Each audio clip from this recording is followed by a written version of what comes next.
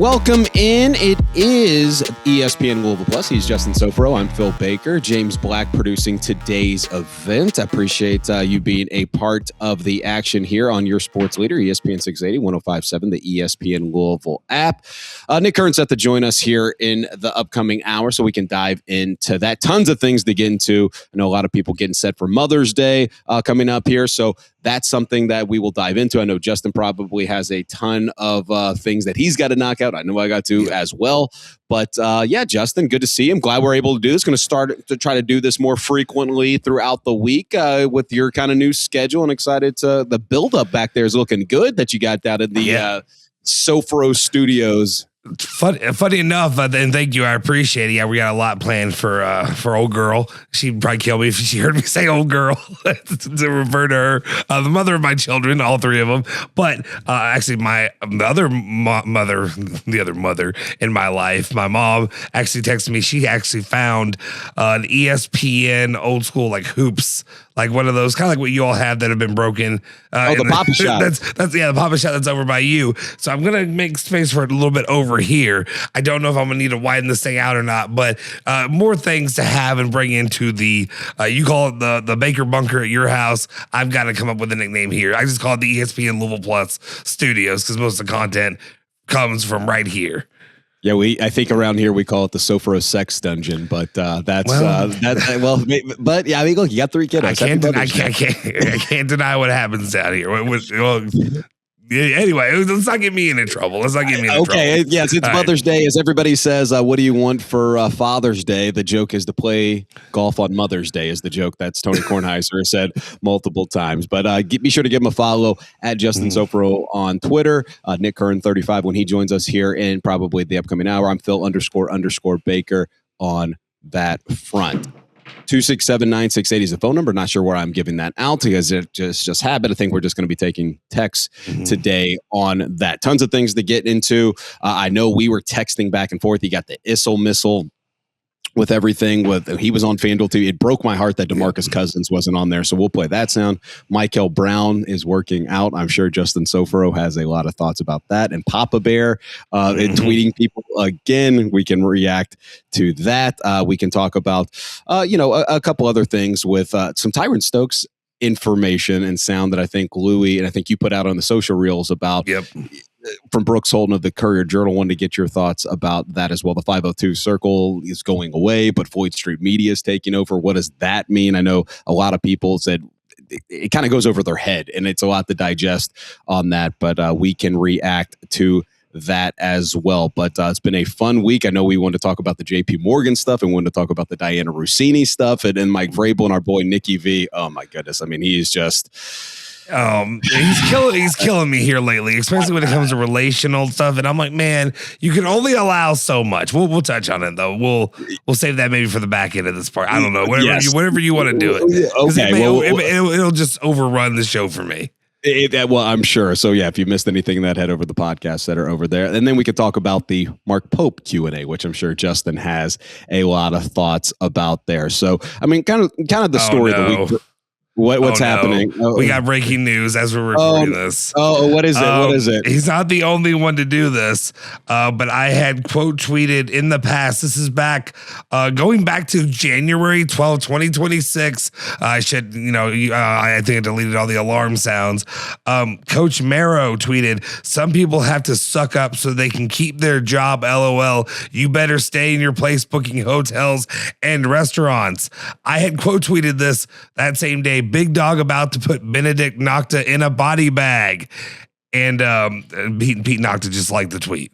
The tweet just got a little like. Just got hit with that one. That. So is that swaggy? Is that swaggy Pete Nocta right there of just him? Like, has he got a big recruit coming? Is that what that means? I'm guessing that's what it is. I'm guessing maybe he's like trying to think he's putting it on the table just because of the players they've been getting, the recruiting class that they have. I'll have Strebel kind of give us the update there if there's a big fish that they're landing again. And again, I still say well maybe that's he'll fine. have to use Maybe he'll have to use ChatGPT for that. When he was, I love Strebel, but when he was breaking down the Louisville basketball roster with ChatGPT, I was like, oh, Strebel, buddy, like, I love you, but I mean, be better. Skynet. They estimate 800,000. Let's bump that up to 1.2. Let's make that. I'm like, no, you can't change it. Don't ask this thing to help you, and then you don't like the numbers they're giving you. Like, this is okay. Anyway, move on. But from that part, I just enjoy it. Like, I don't know. The whole Pete Nocta Big Dog saga is one that's going to be funny to me, especially if it's like, okay, you're getting all these high school recruits. How much are they going to do? And then also, maybe in a couple of years, Big Dog swoops in, offers them, in the transfer portal. And that's when we get them when it matters. That's when it matters, Big Dog. Yeah, I'm with you. I'm curious to see where that storyline goes, especially with Nocta down there with St. Matthew Saban. All right, so I mean, yes. I think the story of the week. You told me. I mean, I think it was the Mark Pope, Q&A of him going on Twitter. I don't want to guide you one way or another in terms of what your thoughts were about that. I've been able to digest some of what the guys locally have been saying on the air, off the air. So, I'll let you go first before I tell you my reaction, because I've heard Andy's reaction, heard Diener and Blank's reaction to it, and I've heard others. But what was your reaction when you saw Mark Pope go to Twitter with some of the comments asking for a Q&A?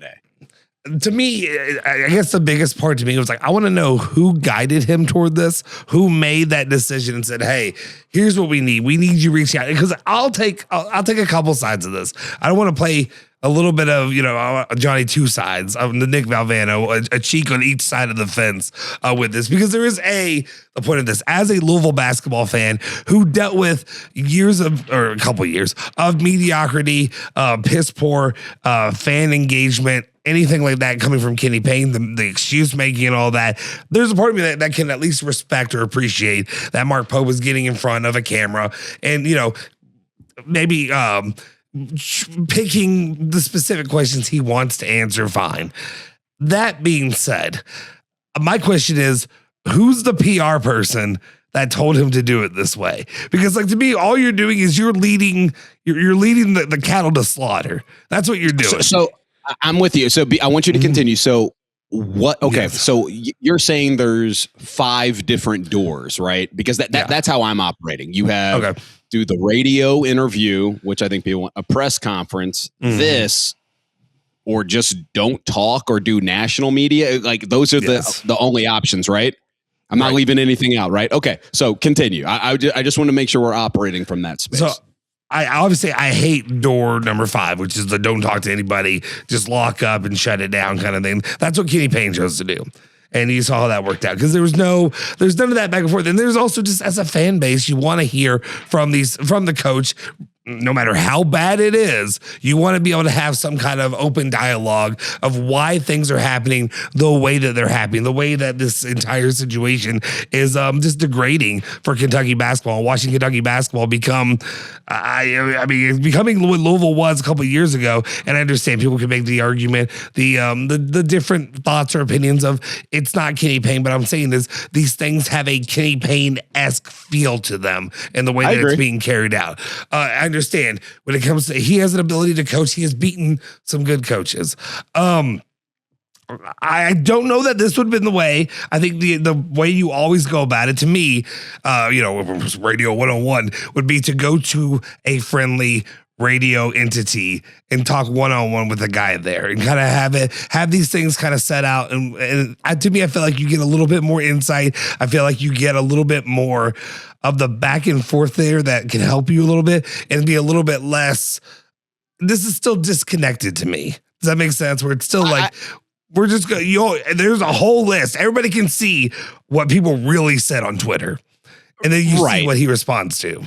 And okay, so to your point, and I'm glad you stopped there, because I think that's a good point to dismount from the standpoint of, okay, let's say he goes on with Tom Leach. I think he did that end of the season press conference, and he did, had all the stats, and it was kind of like the side jab that he was given to John Calipari of, postseason success, really relying on that Sweet 16, which I mean, again, you're Kentucky basketball. Here's a couple of ways that I viewed it. He doesn't have a roster yet. So the press conference to me is off the table. Like, I just think, like, what do you say? Because you wait until you have a full run. Pat Kelsey hasn't had a press conference. I mean, so it's like, it's the thing we've been stumbling through the pronunciation for half these guys' names, because it's like, I'm going to wait till Pat Kelsey has a press conference around that. But he's winning the offseason, and it's being perceived as a win on his point, so he can operate in that space. So that's one scope of it. He did go on with Tom Leach at the end of the season and laid out all the stats. And to your point about the PR team and who's managing him, I always go back to the Twin Peaks day we told James Strebel when the John Rothstein tweet came out. Mark Pope to me, right here, as I'm holding up a photo that is signed by Mark Pope, and it was Club Blue or whatever it was for one James Strebel's piss poor package that he got for donating $100, whatever, from the dollar store. The thing that I go back to with Mark Pope, he strikes me as he's manageable and he's trying to please a lot of people. And I don't know if you can do that as the Kentucky basketball coach and be a people pleaser. You know, it kind of bothered me a little bit where it's like somebody says he's got to talk. Well, who's somebody? Is it KSR and Bangs and Strebel yelling into the abyss about that? Okay, like, what does he got to say? He doesn't have a team. Of course it's bad. And the other side of it is that this is my crutch, but the final rap battle in 8 Mile. He says everything that you're going to say about me, like, right? And I think that's what Mark Pope is trying to do there. It's like, we did miss on these guys. The money's being used against us in terms of some of the recruiting. So I get that too. The people that are getting mad about him doing this, of course, he picked out the questions that there were some, like, I don't want to say they were tough. Like, I mean, he alludes to the Tyron Stokes being a generational talent, coming up short on that.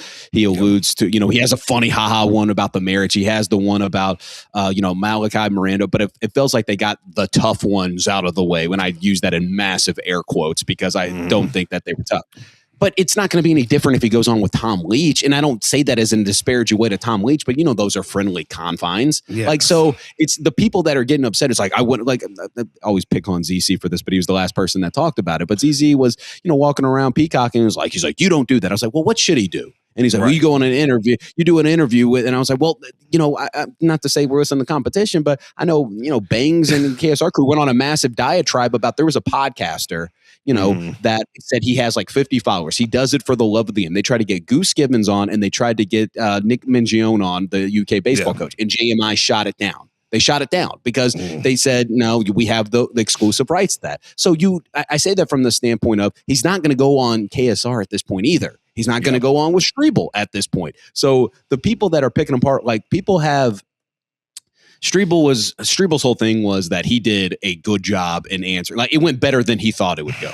My point is like, I think it should have just been radio silence until he built out a roster, and then you can have all the smoke and then do everything that you want to do at a press conference. The fact that he did this, it tells me that he's either clamoring for, he hears the outside noise, and the other people, the PR people that you speak of, are telling him that, hey, you should probably do this because it's getting some momentum. And that goes back to the people pleasing. And do you think there's a chance that this is him, that this is actually his doing? Like, and they're not really telling him no, but they're like, and then he's like, no, I feel like I need to do this, because I talked about that too, like, plenty of times of, this is the one guy who I could believe would actually step away from Kentucky basketball because I feel like he can, for the greater good, good of it. I could see him doing that too, because that's a good question. I think there's a component of it that there's a lack of, I don't want to say self-awareness from him, because I do think he is aware of the expectations there. I do think for all those things, and I think all the national medias have said as much as well. But I do think there is a component of, he runs this, it comes across like people are nudging him. That's like, hey, you may need to do this. He doesn't strike me as somebody who's just glued to his phone checking Twitter. But it does feel like there is a nudge of saying, like, hey, you should probably do this and try to get in front of it. But that, to me, feels beneath the Kentucky basketball job description. Like, and that's where I go back to the people pleasing. It's like, he's going to wear a suit at Rupp Arena, but not on the road because it feels like church. That feels to me like there's somebody powerful at the UK saying, you should probably wear a suit at Rupp Arena, versus somebody being bleep off. I played here. I know the expectations, like push back a little bit, but it feels like he's trying to please. And that was the one thing, say what you want about John Calipari. And I know he lost to Oakland and St. Peter's. He was a bull in a china shop. I said that all the time. Like his personality, if he didn't want to do something, he wasn't doing it.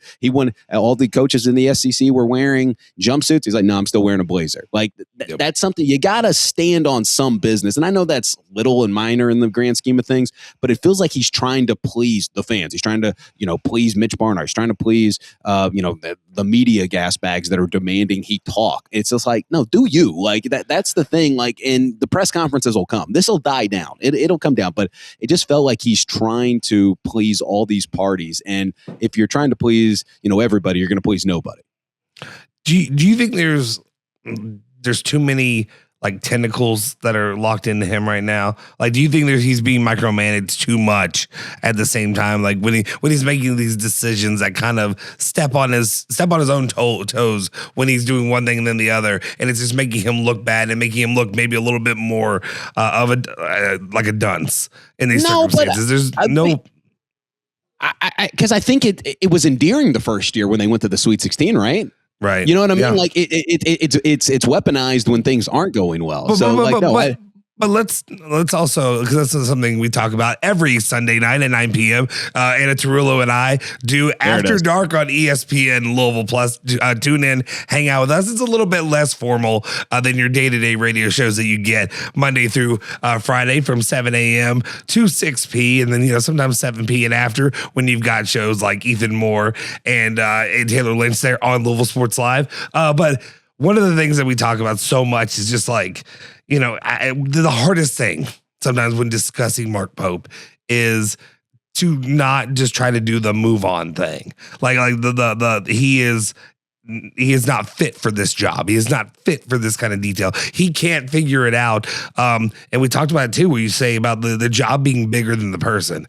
This is example 1A of the job being too big for the person. And that's why I just kind of wonder if, to me, that's why he ends up looking like so much of I hate using the term dunce, but he just ends up looking inept in so many different facets, because no matter what he does, he ends up looking like like the kid who puts on their dad's suit and wants to go to work. You know what I mean? That's what he reminds me of. That's a good comparison.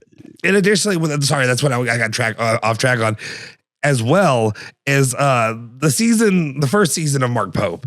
It's remembered maybe a little bit more fondly than I feel like it should have, because he did make that Sweet 16 run. I think we forget there were a lot of big missteps throughout that season as well. Yes, he did beat a couple, big names out there, which he's done, and I'll give him credit for that every season, but he also got blasted by 30 by Alabama.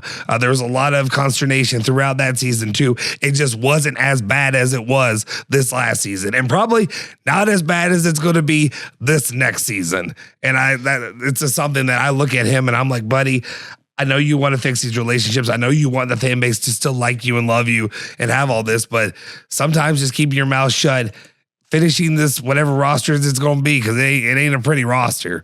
But hoping that you can make chicken bleep out of chicken, or make chicken salad out of chicken bleep. He's Justin Soforo. I'm Phil Baker. A little ESPN Louisville SMH hybrid today. Appreciate you making us a part of your day. Be sure to give him a follow on Twitter at Justin SOFORO on Twitter /X. I'm Phil __ Baker. If you want to reach out to us that way, at ESPN 680 on Twitter /X, and be sure to like and subscribe on YouTube as well, as we have that out there as well into the YouTube ether. But no, I'm with you. It's funny to me because I just, it comes across like, of course, it's supposed to be disarming, like with the first one about like, is it being used? And he's trying to lean into the smoke. And of course, like the people that are just absolutely picking it apart, it's like, dude, like, what did you want him to do? Read the most vile ones out there? He's not going to do that. And it's probably the social media team, I would say, and to a certain extent, protecting him from that as well. I still think the wearing the GoPro while you're recruiting, the body cam, it was great. It's such a great one. That's the best one. He's got to read that, right? He's got to read that one. Can we talk about that real quick? I hate to completely divert, but can we talk about like so many of these issues on the recruiting stuff? And I've seen people throw out the excuses of being used for money. And I think that was one of the questions I was asked for, the amount of money last year and all that. But how much is it just like, you're just kind of a weird guy, and maybe people they're really put off by you. And that's not something that you can really come back from. So I'll text you the guy's name off the air, but I mean, I was talking to somebody who is in the know of kind of like the NBA summer league, NBA GM, talks to scouts and everything, and what was conveyed to them. And I know it's a little bit different of level in terms of college basketball agents and everything, but what was conveyed to them was the word, and I quote, awkward. And I trust him from.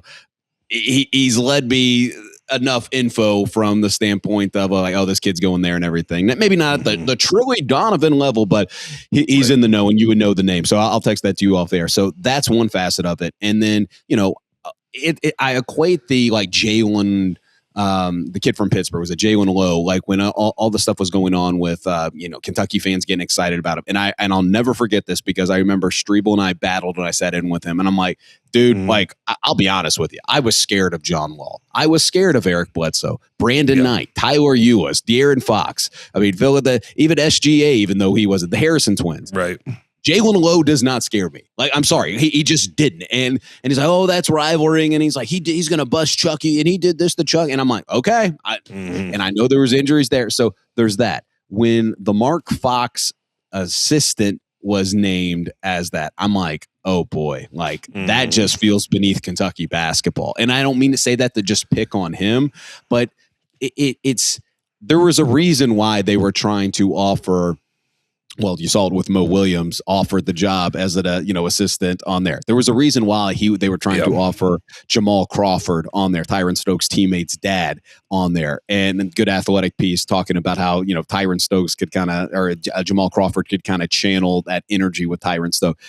It's because I don't know if they think the coaching staff that they have there is equipped to manage personalities and egos like that. When I mean, that's being weaponized. You're hearing these national, you hear Jeff Goodman, you're hearing a lot of these people, and whether it's true or not, it's kind of had this snowball effect, and it's kind of been rolled into like that's the narrative that is around Mark Pope right now. And then, it's good that he's able to do these Q&As that he. I mean, if I would advise against them, even though it may be difficult. But he's like traveled all over the place, and they want to hear from him. But he doesn't have a roster. That's what I go back to. It's like people that wanted him to like say something. He doesn't have a full roster. When you get the full roster, Pat Kelsey will probably have. I would imagine. I would be shocked by the end of June, and so that's what 5-6 weeks from now, before the 4th of July. If there's not a press conference that is held for that. Mark Pope, you know what he should have done, honestly? And I'm looking at Rick Pitino's beautiful face. Rick Pitino's .net and just do an update on what's happening. He should have just done that. And like just do a little blog post. You can have an intern do it. Something like that to where it's like you're communicating from there. It can just be messages that's out there. But like demanding that, like all these people demanding that he's got to talk. You got to talk. Like there's nothing to say. There's nothing to say with this. And it didn't get picked apart as bad as I thought it would. But and I'm not going to do the thing where people are like, good for him for doing that. I'm not doing that. But it wasn't as bad as I thought it would be. However, it still wasn't good. I feel like a 3-minute thing, like a 3-minute video in this world of like shorts and reels and all these things that I create for like ESPN Louisville, 3 minutes is a lot of time. I feel like maybe a much shorter, condensed kind of Q&A or just like check in status of, state of the nation of Big Blue Nation with Mark Pope might have done him a little bit better favors. Maybe he could allude to some kind of a reason for the fan base to have excitement or some kind of belief in him. Again, like I said, I'm looking at the comments right now, literally where the guys, the latest comment says, when the first question addressed is Kentucky being used by players to get bigger NIL deals, and your answer is yes, I seriously thought this was AI. Like at that point, like, and I do look at it too. It's like, looks a little bit overly, it almost looks like it's overly, I don't know, touched up.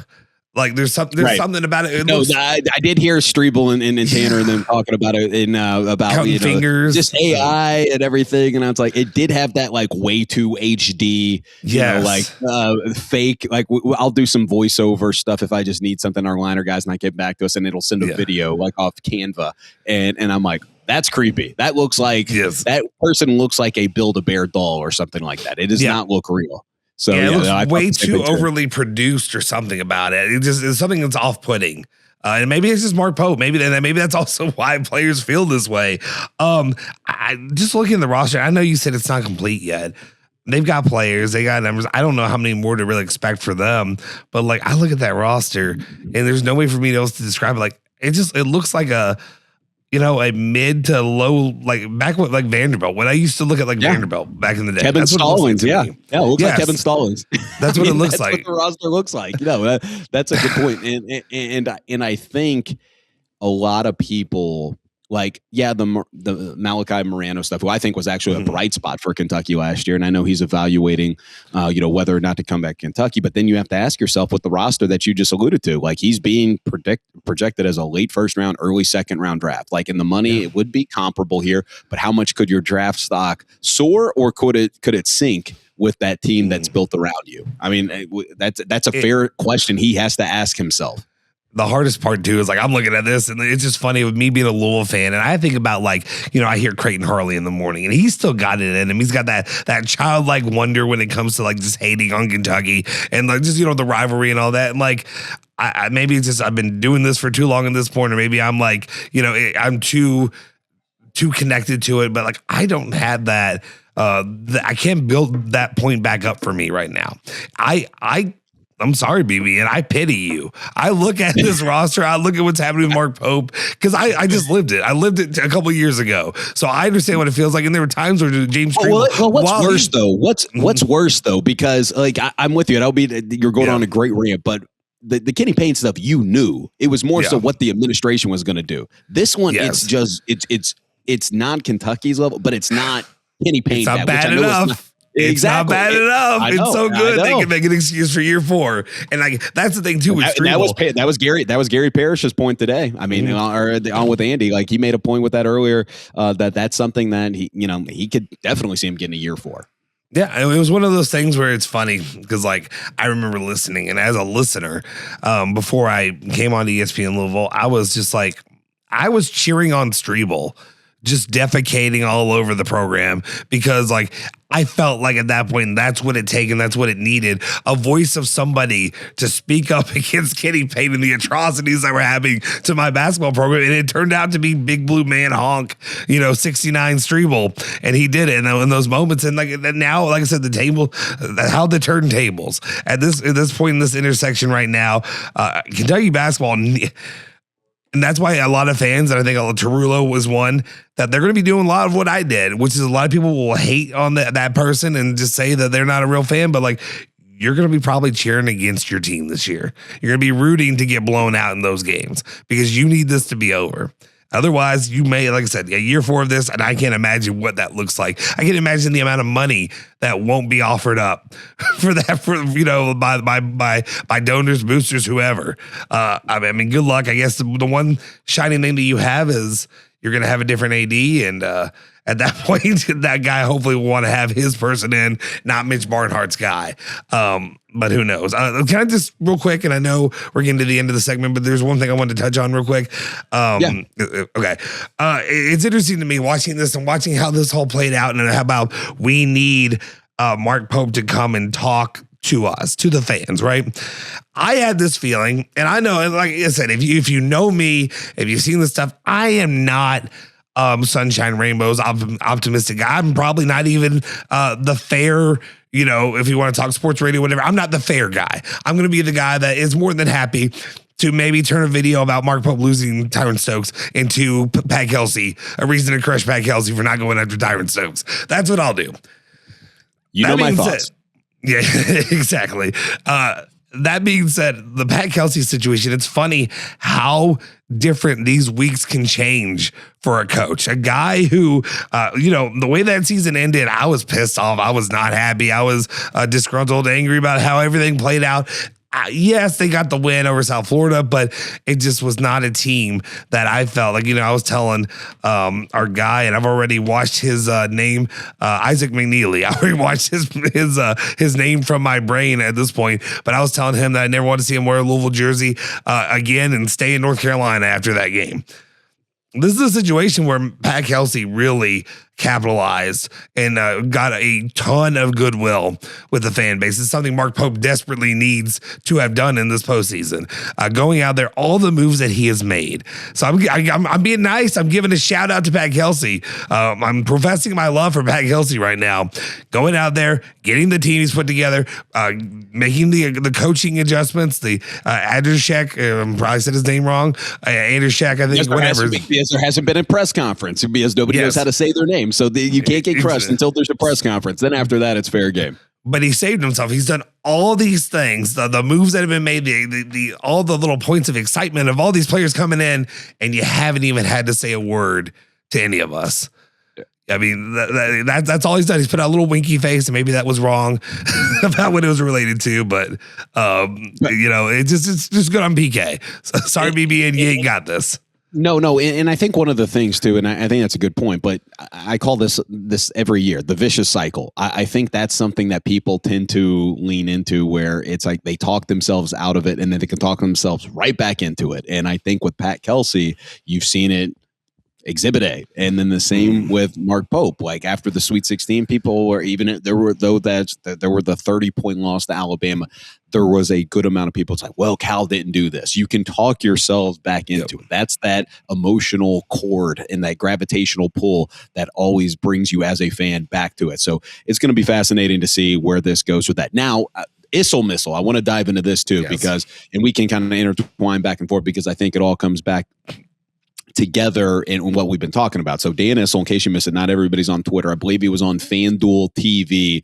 I am so disappointed that DeMarcus Cousins wasn't on this because I think that would have been great fodder back and forth between them. So it was Lou Williams, Michelle Beadle, you may remember her from ESPN, and Chandler Parson, former Florida Gator great, was on there with Lou Williams. And they got Dan Issel, which I got it. First thing that popped in my head, it was like, the talent booker, executive producer, to get a hold of Biggest, who's just like probably like sitting in his lazy boy while Sherry's making him, a ham sandwich, and he's watching Act with Duck, betting on Twin salami sandwich. The spam and coffee. Share, get me some Folgers. But that's all I can think about is when something comes across his number, a text message, and it just pops up. It's like, hey, do you want to go on with Lou Williams and DeMarcus Cousins? Like he probably led with Boogie, but I was so sad that he was not on there. But for those that didn't hear, do you have the sound pulled up? I think it would be great to play this.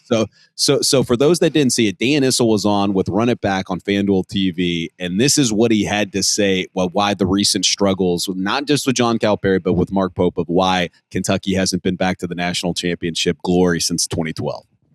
I want you to put your GM hat on for a little while for me.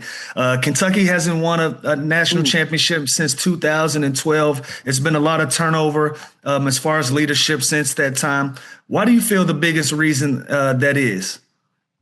Well, a couple of reasons, Lou. I think number one, with NIL, we can't cheat like we used to. I was hoping Boogie was on the show because we need more. We need him to kick in more NIL money and help us out a little bit. But I think the landscape of college basketball with the transfer portal and with NIL has really, really changed, and it has brought a lot of equality to college basketball. And when you used to count on Kentucky and North Carolina and Duke and Kansas being at the very top, I don't think that's going to happen anymore. Okay. I love that. I mean, man. He looks so great. Much.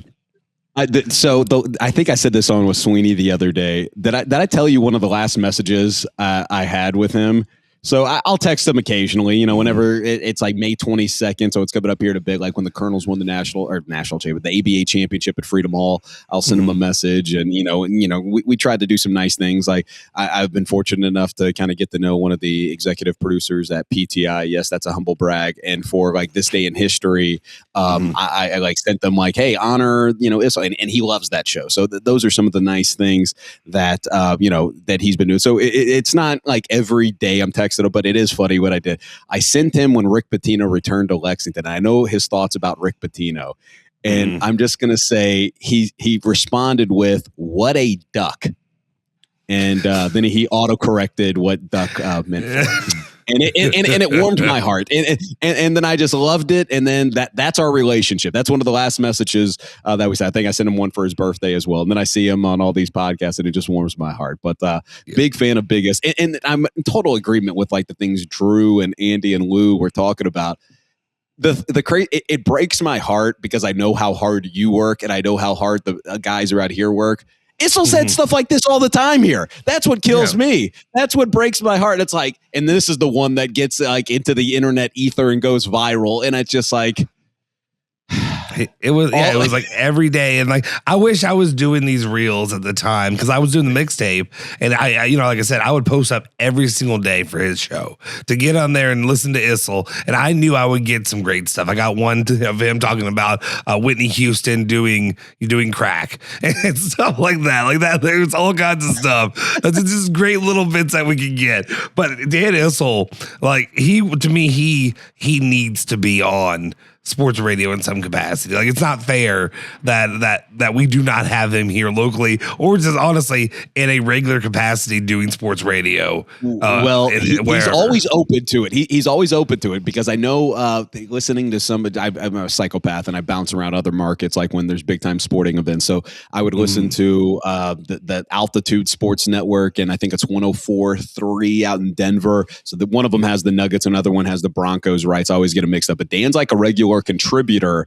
out there, and it's just great hearing him like crush Christian Brown of the Nuggets, and I'm like, I love that. At least he's consistent. He is his heart's at the right place, but he's in his mid 70s now, and then he's living it up. But yeah, he's a contributor on with it. He'll come on whenever we do. I just think the capacity of getting up Mountain Time for him is kind of like, I'm past that. So you know what? Maybe an EL Plus. Maybe one day we can get him on here, and maybe we can have Issel. Hey, Mountain Time. It's what 2 hours difference. It's not 3 hours. 3 or 2? 3. I think it's 2. 3 Pacific. Yeah, because you're right. So there's Central 1. Yeah, then Mountain's 2, and then Pacific is what 3 or 4. Yeah, 3 hours behind us. So yeah, we're good. Maybe I can try to get him on for an after dark. It'll be 7:00 for him. It might be bedtime. I don't know. But I would love to have him on here. Anyway, one thing I do want to touch on, and I saw Andy kind of talked about this as well. But in those comments that he made, and they're funny, and there's maybe some truth to that as well. But there also was a little bit of, and I don't know if you heard Andy when he discussed it earlier, but basically talked about how all the other programs that he mentions, the Kansases, and then the other teams that are out there. They North Carolina, even outside of I think Caleb Williams and the injury that happened there, but they're not having the issues that Kentucky's having. Like their checks are still cashing, right? Yeah, like it's not new. Yeah, I'm curious to see what the Michael Malone experience will be like in there. Although a great NBA coach won a championship, you could talk about was that him or was that Jokic? That's a debate for another day. But I'm with you. You're Kentucky. Like that's the thing. The caveat that you have to give when talking about you got the Sweet 16, but no, you're Kentucky. Like I think we're all in agreement of. It needs to be better. And I go back to and they got a funny, hilarious podcast, but like Marcus Teague and the 520 guys about that. I think Jeff and Marcus Teague were talking about it just doesn't feel cool right now. And make no mistake, in the early 2010s, it was cool. It was the school. And you're like, John Wall's going there, DeMarcus Cousins. Even with the Jody Meek stuff with the Billy Gillespie, it didn't correlate to it, but it's still like, it's still penetrated, dare I say, like through the bad basketball, the game against Tennessee. Like there's always been the players that have been there that felt cool. And just seeing the excitement. And look, I know it was March Madness, but a sliver of me, I was watching at a local establishment when Otega Owe hit that shot against Santa Clara. And I thought to myself, it's Santa Clara. Like you should never be in that position. And I know a lot of people were picking it for the trendy pick and there's down years for all the blue bloods, but it's like at the end of the day, you are Kentucky basketball. And that's hard for me to fathom that you're striking out on so much of these talents and being used as leverage for that. Because look, I mean, it's great that you got all the banners. It's great that you have all the amenities. Yeah. And quite frankly, they're fortunate that the amount of NBA guys that are still hoisting up the program in the manner that they do. And I know they both kind of dabble in the Kentucky-Arkansas thing with Cal there, which is a funny dynamic to witness. But I always find it humorous when, there's a but when it comes to Kentucky. It's like, no, you're the gold standard. You got the most wins. You can't have it both ways. Like you have to make these. And that's when you talk about pity, I was like, yeah, you should pity them because right now this is not normal for Kentucky basketball. There's a level of, and I hate to use this term because it's very much Gen Z or whatever it is now at this point kind of thing that they would say, Tarula would say it. There's an ick factor to it that I'm getting right now with Kentucky basketball. And what I mean is the fan base, and I've kind of, I have not as a little brother looking up to big brother, but that kind of situation. But it's kind of looked at them as like I'd had an appreciation for a large group of that fan base for not willing to take any crap when it comes to like, we're not going to excuse away mediocrity. We're not going to do it. Right. But I've seen that slowly settle in, and it's hit quicker than I ever could have imagined that you would have that issue with Kentucky basketball. Like right now, seeing the amount of people that are either making excuses for Mark Pope or making excuses for the situation. You talking about that, the Otega Owe. Yes, it was a cool shot, but celebrating that in that moment that they did bothered me. Like I'm like, only to do what they did against Iowa State in the next game. You know what I mean? Yes. Like it's great. That only has a sizzle effect and spillover effect. If you're, that's the send you to, the Elite Eight, Final Four. But it's like the quick turnaround and then what transpired with Iowa State, I think left a bad taste in many folks' mouth. He's Justin Sofro. I'm Phil Baker. Little ESPN Louisville Plus. Be sure to like and subscribe on YouTube. I'll give him a follow on Twitter /X at Justin Sofro. I'm Phil _ Baker, working on that double underscore. Little hybrid SMH EL Plus. I'm going to try doing this a couple times throughout the week. I think with Sofro's new schedule switching up. So excited to have that. Now, a couple more things before we knock out the first hour. And if you want to interact, 437-9680 UPS Jobs text on or tweet at ESPN 680 on Twitter. I know you tell me where you want to go because I sent you over a couple things around whether it be the Mikel Brown workout video, his dad putting some things out. We played the Issel sound, the 502 Circle, and the Floyd Street Media. You tell me which one you have strong opinions about between the Mikel Brown workout video and the 502 Circle. Actually, let's start with the 502 Circle stuff because I kind of want you to give me a little bit. I don't know if I have strong opinions. Mikel Brown, we all know my opinions. We know what's going to come with that. Okay, so the 502 Circle and Floyd Street Media. So for those that haven't followed this, and I know this is super inside baseball for those that aren't listening to sports radio all the time. So the 502 Circle was kind of like the NIL entity that when this really first started, I believe it was Mark Spiegel. He came on a bunch of the podcasts, and Dan Furman, I think, was helping out. They are transitioning. You need to don't isolate that, Sofro. They are transitioning into just Floyd Street Media. And now I think they're going to be kind of the ones that work in-house with that. Okay. So why I think this is a big deal, why I think it's just kind of business as usual. I have talked to, but look, I'm not talking like they're Papa John, Schneider monies, like when it comes to this, but they're business owners that, are season ticket holders. They're, buy tickets for their companies. And I would say I talked to a decent amount of individuals that have a presence, whether it be through season tickets or, signage and a marketing partnership through Learfield and this. The very similar, the similar theme that a lot of them have is that, because they don't know it like we do. And the fact that I'm explaining this to you tells me I'm probably too close to it. And like the fact that you're in this and don't know is not a knock on you. It just shows how confusing it can be. There were multiple. There's a couple other jobs. Well, yeah, no, right. And I don't say that as like as a slight to you because it is confusing. Yeah. You're being hit up by 4 to 5 different entities that all claim they represent the University of Louisville. And it's like, wait, I just wrote you a check for, I'm just throwing a hypothetical, for $10,000. I'm just getting hit up the next day about renewing my season ticket. It's confusing. It's absolutely confusing. I honestly thought 502 Circle and Floyd Street Media were already one and the same. Like I thought they were already that. And therein lies would be talking to a bunch of the individuals. And this isn't a slight of, to them, because I know they're trying to, this is the new frontier, right? Like they're trying to figure out how to pay the $22 million that the school is required to pay. Blanket Baker's talked about the I always joke around the white membership that he has. I actually think it's Floyd Street membership that he has. But for the sake of the bit, we're going to say the white membership because, the 502 Circle. But multiple people have told me that, over the course of 72 hours, when they signed a very lucrative deal with, whether it be through season tickets, whether it be through a marketing extension, they'd get hit up by not necessarily like the competition, but I mean, kind of like the NIL space for it. And it's just like, hey, didn't I just give you something? Well, that's a little different. That's just for this arm of it. So it's been confusing. So the fact that I think they're merging is good just to help like the confusion component of it, because this is, from my understanding, Floyd Street Media, and I think you know better than most on this as we're getting super inside baseball. There's a reason why we can't use some of the watermarks on and the logos on certain things if we have sponsors that are not a sponsor of that, the university. And I get that they're protecting their brand. That's their obligation to do that. As I hear the Sofro infamous grunt right there under his breath, I know. Frustration, just a little frustration built up in there, But you have seen though in other entities that have gone in this, and that's their job to protect it. Now, the thing that is interesting to me is that they decided that the threshold that the 502 circle was doing needed to kind of be up the ante and through getting McGavic's site and the new one mixed up. Apology. So the 1912 is like the meet other threshold. So they're trying to do this in the scope of making the $22 million to pay the student athletes.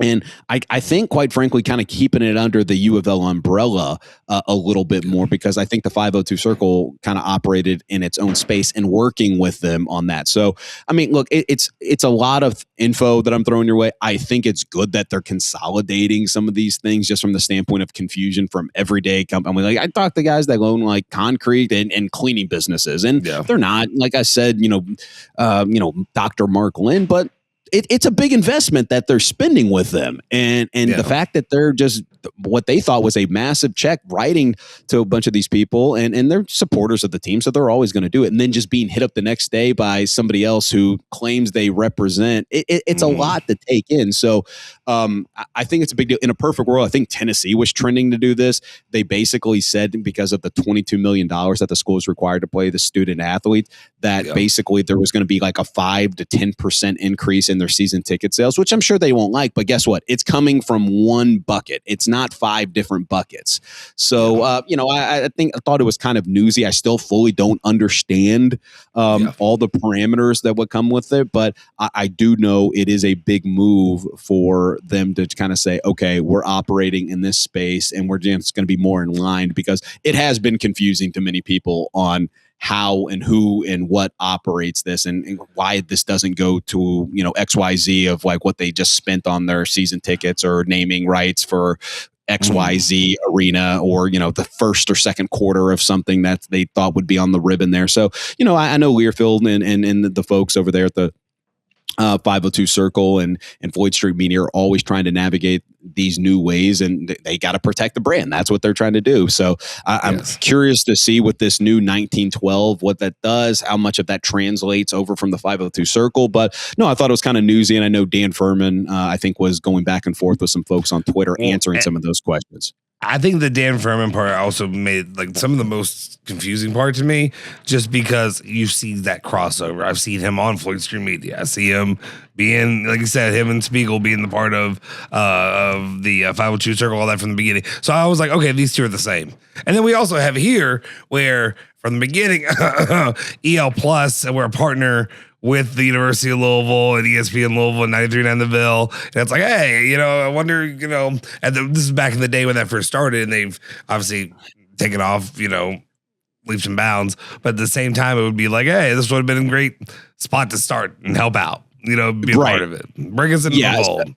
Yeah, so I think a lot of people were maybe confused about what does it mean. I think that as they are trying to consolidate and navigate the waters of what the next step and the next frontiers of this, I think it's a good step. I'm not going to claim to know, what this means, but I guess a lot of those people are probably going to transition over to that new 1912 thing, and just kind of feels like more like a rebrand and more under the university. So we got that. Okay. Now, speaking of, I know you have a ton of thoughts about the Mikel Brown situation and everything else is out there. And once again, he's Justin Sofro. I'm Phil Baker. Little EL Plus Sunday Morning Hangover collab right here.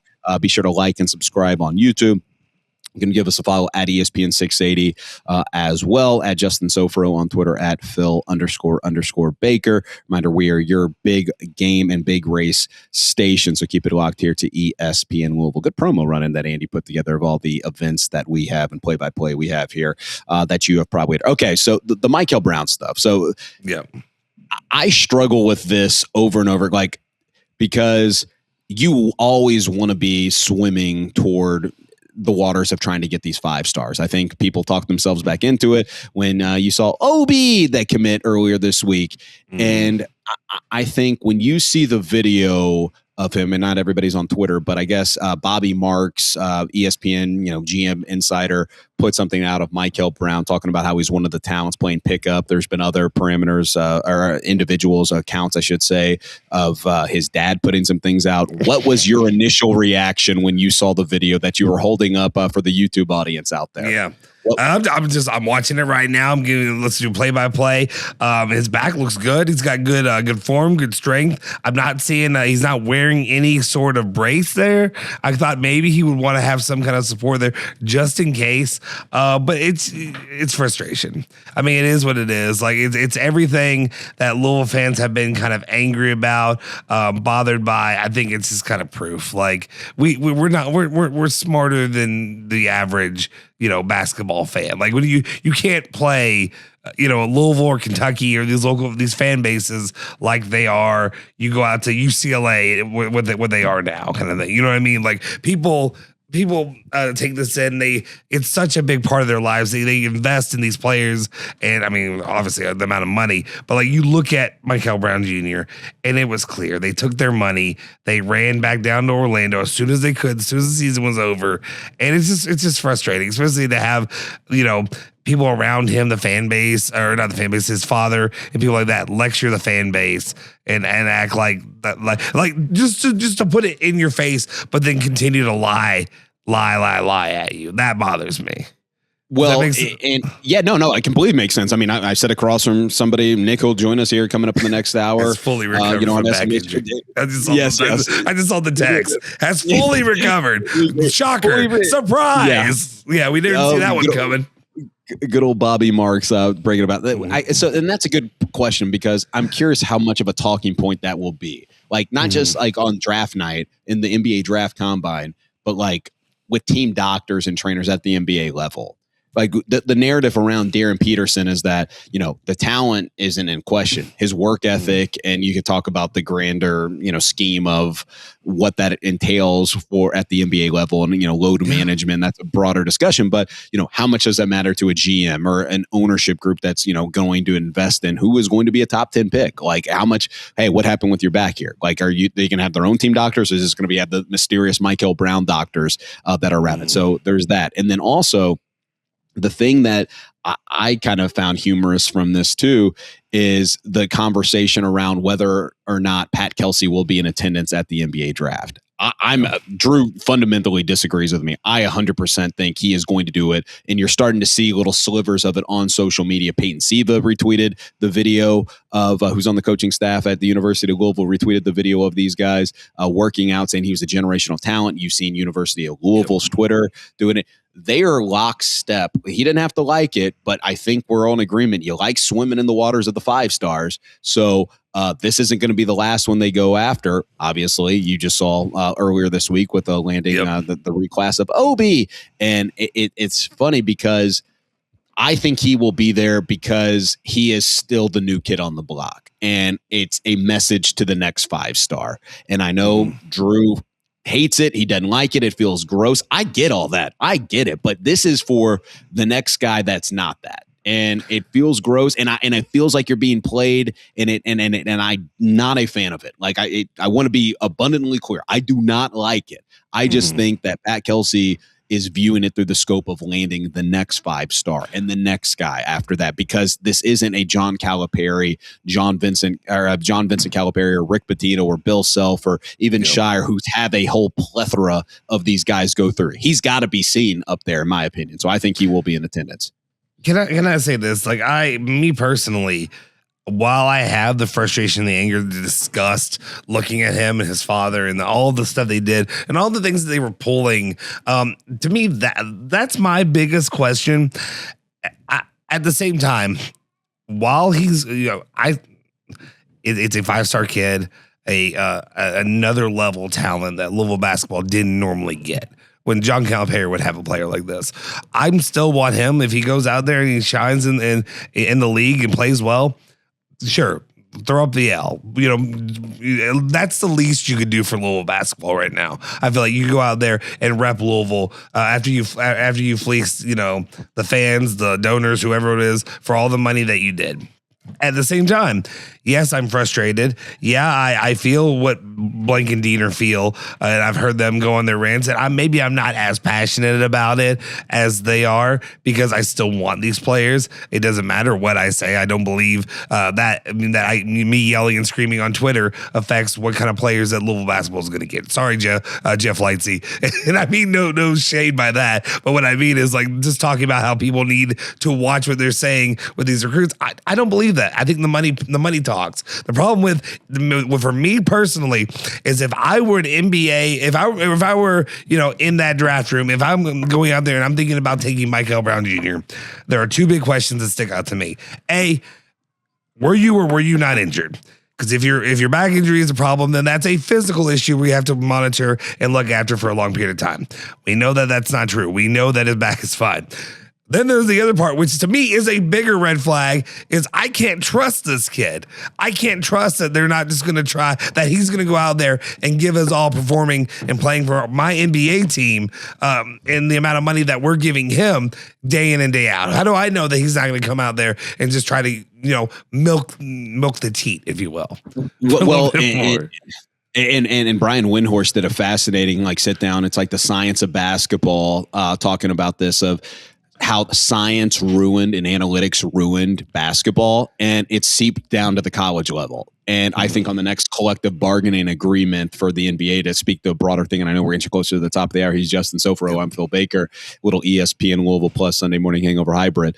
I think they alluded to this from the standpoint of contracts and GMs and owners paid a premium for you meeting this threshold of minutes and, the turnaround on injuries, and all this science indicates if you meet this certain number of games and this amount of minutes and this, and I think you heard Dan Cronin, who's Mick Cronin's brother on with Diener and Blank, say as much. It says what you all, when they were on the backside at Derby week, he was basically saying, the agent tells Mick Cronin, I don't know if he was supposed to tell the story, but he basically said, it's great. I think he was alluding to the big guy from Michigan that transferred, Mara, and it was like, the agent saying he can't play past this minutes, his foot's injured, it's going to hurt his draft stock. And then he ends up transferring anyway. But, it's like, well, and then Mick gets crushed for not playing him. I think that's across the sport of listening to the agent, listening to the family, listening to the science and what it indicates about how many minutes. And I think that has seeped down to the college level. And I think on the next collective bargaining agreement for the NBA, at least, I think these players are going to make less money because the owners have a terrible taste in their mouth of load management. And I think with college, when this inevitably is going to recorrect itself with how much of these guys are getting paid and, the Darren Peterson and the Mikel Brown stuff, it's going to be felt as if this is the golden era to kind of, I don't want to say the word fleece a lot of these programs, but quite frankly, fleece. There's not going to be any ramifications for that. I was alluding to some of the business that I know that helped contribute to some of what Case and Pryor was NIL, whatever that number was. Mm-hmm. What the hell did he do this season? You know what I mean? There's got to be certain thresholds that you got to meet in numbers and minutes. And not did saying he have a diamond-studded collar on his dog? Yeah. Is that true? Did you watch accurate? the YouTube? I saw him holding the cats. I know he had when he was holding the cats. That was something that they had, but it's God, it's so gross. But so that's a component of it. But yeah, just him working out there. I think the biggest questions if you're an NBA GM and you see that and you're just kind of like, okay, I need to see what your doctor saw, your team and family doctors, what you guys saw, and then our doctors are going to look at you. But it's been pretty humorous all the way around. All right, he's Justin Sofro. I'm Phil Baker. Good stuff today, Sofro. We'll have to do this again, man. Try to do this weekly if we can. Absolutely. I appreciate it. And again, thank you for make sure you tune in to ESPN Louisville Plus. Anybody who's listening out there, make sure go to the YouTube channel, hit the like button, smash subscribe, and definitely join us over there. We'll have you covered with content all throughout the week. We got the reels put out there, highlighting anything you may have missed, the big stuff from the shows, as well as covering every Sunday night, 9 p.m. Me, Anna Tarullo, we're going to have some guests on as well, talking all things Cards, Cats, and maybe sipping on some of that good old bourbon from we got our friends over at Whiskey Thief too. Oh, we got it. Yeah, we get it. Yes, we got our friends over at Whiskey Thief, so fear not. And then I'll put the bat signal out to one Dan Issel too, and see if he can join you all maybe during the. I think he would like that, especially if I name drop Anna Tarullo. I think that would probably help. No disrespect to you. I think I'm very aware that the Tarullo is why people come. I'm not why they stay, but it's fine. I'll take it. I'll take it. I'll milk the numbers either way. Thank you.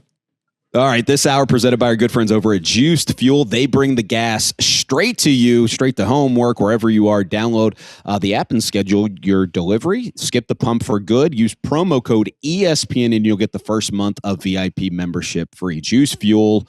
Convenience delivered. Also brought to you by our good friends over at Bear Nose Pizza. 13 area locations. Yeah, it's that good.